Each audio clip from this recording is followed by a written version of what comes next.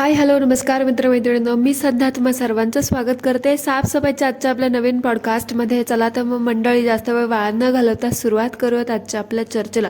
मंडळी, आजकाल हजारो कंपनीने जो उच्छाद मांडला आहे ना, जे इन्फ्लुएन्सर लोकांना आजकाल प्रत्येक गोष्टीला प्रोडक्ट देतात आणि त्यांना रिव्ह्यू करायला सांगतात. मला तर वाटतं नाही, हजारो कंपनीला ना चांगले मार्केटिंग करण्यावरती पैसे नाही वेस्ट करायचे, व्यर्थ वाया नाही घालवायचेत असं म्हणायचं आहे. आणि फक्त ह्या ब्लॉगर इन्फ्लुएन्सर लोकांना 1,000-500 रुपये दिले आणि 2-4 वस्तू फ्री दिल्या की हे आपले खुश होतात आणि करतात प्रमोशन, असं करायला लागलेत. म्हणजे ह्यांना दुसरं कोणी मिळतच नाही असं नाही, पण त्यांना फालतूचे पैसे नाही वाया घालवायचेत. त्याच्यामुळे हे लोक आहे ना, हे असल्या स्वतःला इन्फ्लुएन्सर, प्रसिद्ध समजणाऱ्या, खूप फेमस समजणाऱ्या लोकांना आहे ना प्रमोशन करायला लावतात. आणि स्पेशली आपले हागुनी ह्यांच्याकडे प्रमोशन करायला येतात. म्हणजे ज्यांची स्वतःची नैया डुबती आहे ते तुम्हाला वर यायला काय मदत करणार. मला ना खरंच असं डोक्यात जातं ह्यांचं हे प्रमोशन बघून. आणि हाईट म्हणजे त्याच्यामध्ये हे लोक जे सांगतात ना की हे डबे आम्ही घेतले, हे डबे आम्ही घेतले, हा एअर फ्रायर आम्ही घेतला. पण ते एअर फ्रायर घ्यायला खरंच तुम्ही ते खरेदी करता का? हां. आणि आत्ता तर काय बाबा, ते डब्यांचं काय कौतुक, मी हे टिफिन बॉक्स घेतले, मी हे युटेन्सिल्स घेतले, मी हे घेतलं ते घेतलं, मी हाग्याला ह्याच्यामध्ये डबा भरून देणार, तो ऑफिसला घेऊन जाणार. काय काय कामधंदा तो करताना दिसत नाही, तो फर्मला तर जाताना दिसत नाही. मग त्या डब्याचा काय फायदा गं? हां. फक्त तुझे ते स्वप्न ना स्वप्नच राहणार आहे. तो काय कामाला जाणार नाही, तो काय फर्मला जाणार नाही, तो काय कुणाची वकिली करणार नाही. आणि तुझं ते डबा भरून द्यायचं स्वप्न काय पूर्ण होणार नाही. उद्या चालून तोच तुला म्हणेल, हे घे भाई, मी तुला डबा भरून देतो आणि तूच जा ऑफिसला. कारण त्याच्यामध्ये तेवढी धमक तर दिसत नाही. एवढी वर्ष घरात पडीक असतं बाबा, कसे काय लोक काय माहिती असं ह्या लोकांना सहन करतात काय माहिती. त्या डबा घेऊनच जाणार नाही, मग काय त्या डब्याचा फायदा काय? आणि तू कितीही म्हण ग, तू ते स्वतः ऑर्डर केलंच वगैरे वगैरे, पण तुम्ही ते पेड प्रमोशनचे टॅग लावा नाही तर नका लावू, पण आम्हाला कळतं की तुम्हाला त्या सगळ्या वस्तू आहेत ना फुकट मिळालेल्या आहेत. आणि वकील साहेब, तुम्हाला ना मला ना तुम्हाला एक प्रश्न विचारायचा आहे. तुम्ही जे लॉची पुस्तकं वगैरे वाचलीत ना, आता वाचली की नाही I am not sure, but वाचली असतील ना, तर त्या पुस्तकांमध्ये एखादा त्या काय म्हणतात, फर्मच्या पुस्तकांमध्ये एखादा ॲक्ट, कायदा किंवा नियम वगैरे असं काही नाही आहे का हो, की त्यामध्ये फुकटच्या गोष्टी किती घ्याव्या आणि किती प्रमाणात ते घ्यावं वगैरे, असं काहीतरी कायदा असेल ना त्याच्याबद्दल तुमच्या पुस्तकांमध्ये असेल ना तसं काही, तर तो कायदा ना पुन्हा एकदा वाचा आणि तुमच्या त्या डोक्यात घालून घ्या. हां. आणि ते जरा पेड प्रमोशनचे टॅग्स वापरायला शिका. कसले वकील हो तुम्ही असले, काय माहिती. इतर वेळी तर तुम्ही वायटीच्या पॉलिसी, रिस्ट्रिक्शन ह्यांच्याबद्दल ज्ञान देत बसता आणि स्वतः मात्र अशी माती खाता. हां. हे चालतं का वकील साहेब? वकिलीचा अभ्यास करताना काय दुसरीकडे गुलूगुलू करत होतात ना, त्याच्यामुळे हे असे वांदे होत आहेत तुमचे. परत एकदा प्रॅक्टिस करायला चालू करा, म्हणजे असं माझ्यासारखे लोक उठून बोलणार नाहीत तुम्हाला काही. आणि प्लीज घ्या, ते तू व्लॉगच्या सुरुवातीला तुमचं ते मॅन्डेटरी गाणं लावलंयस ना, ते जरा बंद करा. आता ते खूप बोर झालं आणि खूप जुनं झालंय. अरे म्हणजे ते गाणं, ते इंट्रो तुमचा ते बघून आहे ना, आजूबाजूला असं दुःखद वातावरण तयार होतं ना, की म्हणजे लोक आता बघा, मोस्टली लोक व्लॉगच्या सुरुवातीला असं रिफ्रेशिंग छान एक गाणं इंट्रो म्हणून लावतात. त्याच्यामध्ये छान त्यांचे फोटोज वगैरे असतात, मस्त बेस वगैरे वाजत असतो, त्याच्यामध्ये असं म्युझिक असतं थोडंफार. पण ह्यांचं काहीतरी ऐकून आहे ना असं वाटतं एखाद्याचा दुखवट्याचा कार्यक्रम चालू आहे आणि त्याच्यामध्ये ते गाणं वाजते आणि त्याच्यामध्ये छानसं फ्रेश कलर नाही, ते सगळं ढगाळ वातावरण आणि ते सगळे ढगाळ ते सिनेमॅटिक शूट केलं आहे. काय माहिती ते कसले, एकदम बकवास वाटतं ते. यार ते प्लीज चेंज कर. आणि कुठलं ते एक फिक्स ठेव. इंटरनॅशनल ट्रिपच्या व्लॉग्सला काहीतरी वेगळंच इंट्रो लावलं आहे आणि घरातल्या डेली व्लॉगच्या व्लॉगला काहीतरी वेगळंच इंट्रो लावलं आहे. म्हणजे हे काय, म्हणजे मला आता समजतच नाही. तुम्ही लोक नेमकं करना क्या चाहते हो बे, असं झालंय तुमचं. आणि काय रे, फिरायला गेला होतास ना त्या हे इंटरनॅशनल डेस्टिनेशनला, पण तुझं ते जे धावपळ झाली ना ते बघून ना मला तर असं वाटलं तुम्ही ते एन्जॉय बिलकुलच केलं नाही. कारण ते कंटिन्यू ट्रॅव्हल स्वतःची फजिती झालीच झाली, त्याबरोबर त्या हागुनीची पण झाली आणि त्या बाळाची पण झाली. आता तुम्ही ते म्हटलं नाहीत की बाबा तुमची झाली फजिती म्हणून, पण तुमच्या चेहऱ्यावरती तुमच्या धावपळीने ते दिसत होतं आम्हाला. पण खरंच तुम्ही तिथे एन्जॉय करायला गेला होतात का रे? हां. कारण हे सगळं बघून आहे ना असा प्रश्न आमच्या मनात येतोच.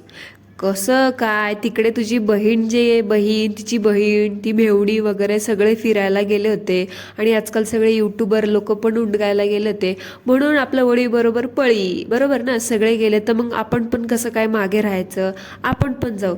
चढावर मुद्दाम गेल्यागत गेल्यात, पण ते म्हणतात ना, मनी नाही भाव आणि देवा मला पाव, तसं झालं तुमच्यासोबत. जी गोष्ट दाखवायची होती दाखवण्यासाठी चढावर केली ना, त्यामध्ये हे असंच होतं. एन्जॉय करायला खरंच गेला असतात ना तर छान व्यवस्थित सोयीस्कर प्लॅनिंग वगैरे करून गेला असतात, पण तुमचं काय होत आणि कुठे डॅश डॅश असं आहे तुमचं. निघाले आणि पळाले असं झालं. ते छान प्लॅनिंग वगैरे करून जायचं, पण काय. म्हणूनच मला प्रश्न पडतोय आजकाल की बाबा कसा काय तू वकील झालास काय माहिती. तुला साधा एखाद्या ट्रिपचं व्यवस्थित प्लॅन करता येत नाही, एखाद्या केसचं प्लॅनिंग कसं करतोस रे तू, कसं केलं असशील. करत तर नाहीच, पण कसं केलं असशील रे, आणि इन फ्युचर काही करू पण नकोस असं. ज्याचं जिथे पॅचअप करायचं असेल ना तिथे तू त्याचा ब्रेकअप करून देशील आणि लोकांना तुला असं परत जोड्याने हाणतील. असं काही करू नकोस. आणि ह्यांच्या अंधभक्तांच्या कॉमेंट वाचून तर मला ना कधी कधी त्यांची कीव येते. म्हणजे अशा कॉमेंट करतात ना की दादा ताई तुमच्यामुळे आम्हाला घरबसल्या सगळं जग बघायला मिळतंय, घर बसल्या आम्ही सगळी ट्रिप एन्जॉय केली, म्हणजे खूप छान वाटत आहे, असं वाटतंय आम्ही समोरूनच सगळं बघतोय. काय बालिश ऑडियन्स आहे ह्यांची ना, मला म्हणजे कळतच नाही. असे कॉमेंटवरूनच समजतं की ह्यांच्या ऑडियन्सला ना जगातलं काहीच ज्ञान नाही, अक्कलशून्य ह्यांची ऑडियन्स आहे, ह्यांच्यासारखीच. असं वाटतं ना बहुतेक ह्यांची ऑडियन्स आहे ना कधी स्वतःच्या घराच्या काय गावाच्या बाहेर पण ह्यांनी कधी पाय ठेवला नसेल आणि फ्युचरमध्ये पण ठेवायचा ह्यांचा कधी प्लॅन नसेल, म्हणून हे हागे हागोणीचं असलं खरकटं बघून आहे ना ह्यांचा आत्मा हे तृप्त करून घेत आहेत. शेवटी काय हो, जसा तुमचा कंटेंट तशी तुमची ऑडियन्स अडाणी. आणि त्या ऑडियन्सला मला एक सांगायचं, लोकांच्या अशा गोष्टी बघून तृप्त होण्यापेक्षा ना स्वतः पण तुम्ही हे ह्यांचे फालतू व्लॉग बघण्यात जो वेळ वाया घालवता ना, तो वेळ कुठेतरी सत्कर्म आणि चांगले पैसा कमवण्यामध्ये वेस्ट करा, तिकडे तो कामी लावा, जेणेकरून तुम्हाला पण अशा दुसऱ्यांच्या गोष्टी बघून आहे ना आत्मे तृप्त नाही करावे लागणार. घर बसल्या दुसऱ्यांचे व्लॉग बघून स्वतःच्या मनाची इच्छा नाही पूर्ण करावे लागणार. स्वतः पैसे कमवा, खर्च करा आणि तिथे जाऊन बघा. उलट हे दाखवतात ना त्याच्यापेक्षा ते जग, ती जागा कित्येक तरी पटीने सुंदर असेल. आणि आता वळूयात मंडळी आजच्या आपल्या पॉडकास्टच्या मेन मुद्द्याकडे. हा हागे आहे ना स्वतःला वकील सांगतो, असं समजतो की हा फर्म चालवतो आणि तशा हा बड्या डेंग्या पण हाकतो. पण ह्याला ना कोणाशी कसं बोलावं ह्याची तर अक्कल नाहीच आहे, फक्त ताडासारखा वाढलाय पण अक्कल अजून मात्र 0 ते 0च आहे. ह्याच्या एवढा उद्धट वात्रट आणि माजुरडा मनुष्य मी ना माझ्या आयुष्यात कधी पाहिला नाही. आता काल जसं मी म्हणाले तसं की लोकांना तुम्ही जसं दाखवतात तसं ते बघून आहे ना त्याच्यावर तुमचं मत नोंदवतात, तसंच आहे ना ह्याचं पण आहे. आता एकतर नीट बोलता येत नाही ह्याला, सारखा बोलताना असं नाही, मी गेलो होतो असं करत असतो, म्हणजे जादू नाही का करतो तसं हा फक्त अच करत असतो, सारखं अडकळतो बोलता बोलता. आणि ते बघणं आहे ना, ते बघण्यामध्ये त्याचं 10 मिनटं त्याचं अच करणं जात असतं, त्याच्यामुळे ते इरिटेट होतं आणि बघण्याची इच्छासुद्धा होत नाही. अशा ह्याला कॉमेंटसुद्धा आल्या होत्या आणि ते मी स्वतःसुद्धा ॲक्च्युली फील केलं. ते करण्यामुळे ते बघूशीच वाटतं, असं वाटतं यार स्किप करावं आणि पुढे जावं. पण त्याच्यावर हा माणूस अशी उत्तरं देतो ना, त्याचा मी स्क्रीनशॉट लावते, तुम्ही बघा. म्हणजे हाग्या, मला तुला काय म्हणायचं आहे ना, तू वकील खरंच आहेस का नाही रे?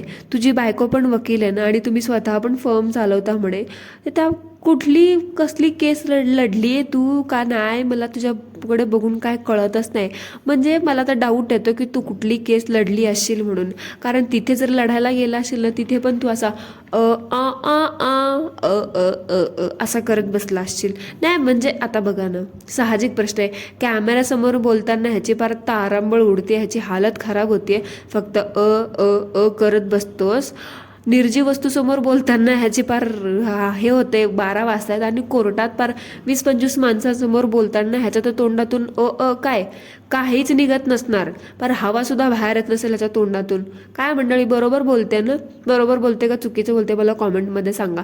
म्हणजे निर्जीव मोबाईलसमोर बोलताना ह्याचे एवढे 12 वाजतायत, हा दुसऱ्याची जाऊन कोर्टात जाऊन केस बीस लढणं, स्वतःची बाजू मांडणं, हे तर बाबा लांबच राहिलं.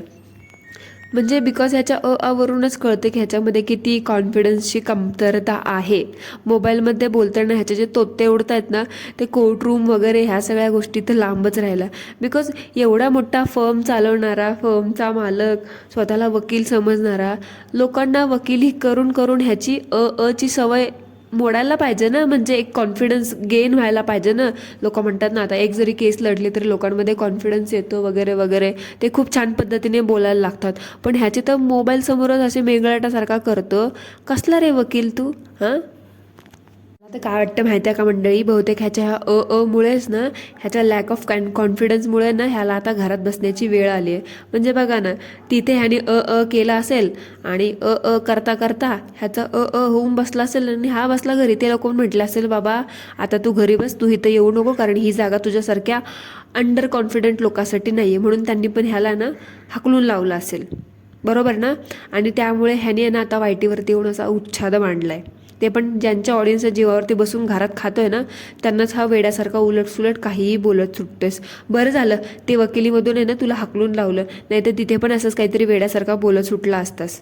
आणि अजून एक फनी कॉमेंट ह्याला आली होती. एका बाईने ह्याला विचारलं होतं की हागोनी वर्क फ्रॉम होम करते का. आता मला त्या काकूंवरतीच हसायला येतंय की वकिलीमध्ये वर्क फ्रॉम होम कसलं आलं. हां, 4-5 फाईल असल्या, कुठली केस मिळाली तर ते घरी अभ्यास करायला घेऊन येतात. पण ह्यांना केसच मिळत नाही कुठली, फाईल बिल अभ्यास बिभ्यास तर लांबच राहिलं. आणि त्यावर हा दीडशाना काय बोलतं की नाही, तिच्या केस आहे ना सध्या मी हँडल करते. अरे दादा, तुला मस्करी नव्हती करायला सांगितली. आता त्या ताईंनी तर मस्करी केलीच होती, पण तुला खरं बोलायला सांगितलं होतं, पण तू पण त्यांच्यासोबतच मस्करी करायला लागास. कुठल्या रात्रशाळेत शिकून वकिलीची अभ्यास केलास, वकिलीची परीक्षा दिलीस, काय माहिती कुठून शिक्षण घेतलंस ना तुझं, तुलाच माहिती आहे. ह्या फील्डमध्ये तर तुझं वर्क फ्रॉम असतं, हे कुठल्या केस हँडल करतो काय काय माहिती, काय बोलत असतो तुझं, तू कुठलाच तुला ताळमेळ नसतो. साधी एक कॉमेंटचा अर्थ तुला कळत नाही. आणि कसं काय ते मायना बिना काय लिहायचा असतो त्या वकिलीमध्ये, ते तर तुला कळतच नसेल ना रे. आणि बोलतो केस हँडल मी करतो. अरे केस हँडल करायला तुम्हाला केस यायला तर पाहिजे ना. इथे व्लॉगमध्येच बोलताना तुमची तारांबळ उडते, बोलता आणि धडधडीत खोटं बोलताय. आणि तुमचा हा वेडेपणा, तुमचा तो कॉन्टेंट, तुमचा तो बालिशपणा बघून तुम्हाला कोणी सिरियस घेतच नसेल. केस लढायला देणं तर लांबच राहिलं, तुम्हाला कोणी साधा सल्ला मशवरा घ्यायला पण येत नसेल. फक्त नावापुरतंच झालं ते शिक्षण. पूर्ण झालंय का नाही काय माहिती, अर्धवटच आहे असं काय काय काय कुटाणा करून ठेवलं तुमचं तुम्हालाच माहिती. वेडाचा बाजार म्हणे. आम्ही वकील आहोत, आम्ही फर्म चालवतो. ते नावापेक्षा त्या खोट्या दुनियेतून बाहेर या आणि स्वतःला सांगा की तुम्ही आता रिकामटेकडे घरात बसलेले आहात आणि यूट्यूबवरती एक बेरोजगार म्हणून जगत आहात. समजलं का. आणि ह्यांना सतत कॉमेंट्स येत असतात एका विषयावरती, ते म्हणजे थोडे इन्फॉर्मेटिव्ह व्हिडिओ का बनवत नाहीत, म्हणजे ज्याच्यातून आम्हाला काही शिकायला मिळेल वगैरे असं. फक्त तुम्ही तुमचं खाणं पिणं एवढंच दाखवता, ह्यामध्ये बघण्यासारखं काहीच नसतं.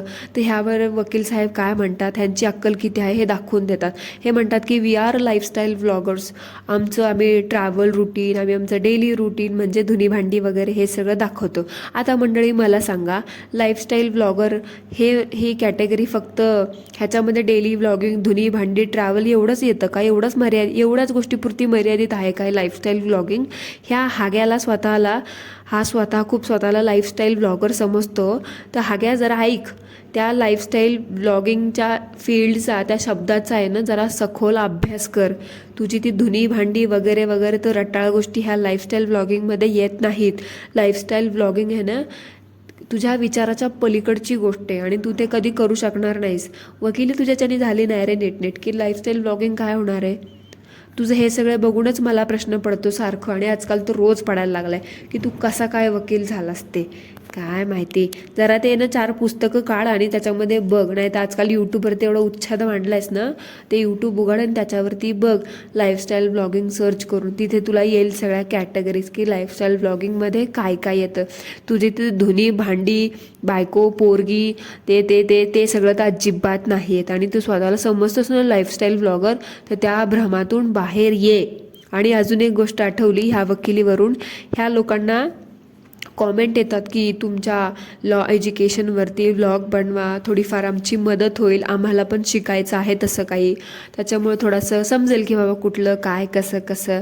तर ह्यावर ह्यांना बऱ्याच कॉमेंट येत असतात, असं नाही की ह्यांना आजच कॉमेंट आली आहे. तर आता ह्या कॉमेंटवरती आता ही रिसेंट कॉमेंट होती ह्यांच्या लेटेस्ट व्हिडिओवरती. तर ही कॉमेंट येऊन जवळजवळ 10 दिवस झालेत, आजचा दिवस पकडून. तर पण ह्या वकील साहेबांनी अजून त्या कॉमेंटवरती, त्या टॉपिकवरती, शिक्षणावरती इन्फॉर्मेटिव्ह व्हिडिओ असतात तर काही बनवलेलं नाही. आणि आय एम शुअर ते बनवणार पण नाहीत, कारण शिक्षणच केलं नाही हे लोकांना समजल्यावरती वाट लागेल, लोक तोंडात डॅश डॅश घालतील ना. म्हणून आपलं ऑडियन्स, तुम्ही व्लॉग विचारत राहा की ह्याच्यावरती बनवा, एज्युकेशनल व्लॉग बनवा वगैरे वगैरे. ते लोक काही बनवणार नाहीत. ह्याला खरंच इन्फॉर्मेटिव्ह व्लॉग बनवायचं असताना ह्यानी मागेच बनवलं असतं. असं नाही की ह्याला आज कॉमेंट येते, ह्याला बऱ्याच वर्षापासून अशा कॉमेंट येतात, पण हा माणूस काही बनवत नाही आणि हा तुम्हाला काही उत्तर सांगणार नाही. तुम्हाला खरंच माहिती जाणून घ्यायची असेल तर यूट्यूबवरती जावा, गुगल करा, नाहीतर एखादा चांगला सुशिक्षित माणूस असेल तर त्याला जाऊन विचारा. पण असल्या ह्या सो कॉल्ड इन्फ्लुएन्सर लोकांना शिक्षणाच्या बाबतीत तर काही विचारू नका, कारण खरंच ह्यांचं शिक्षण झालं असतं ना तर ह्यांच्यावर ते इन्फ्लुएन्सर बनण्याची वेळ आली नसती. ओके, सो मंडळी, that's it for today. I hope तुम्हाला मला काय म्हणायचं ते समजलं असेल. आणि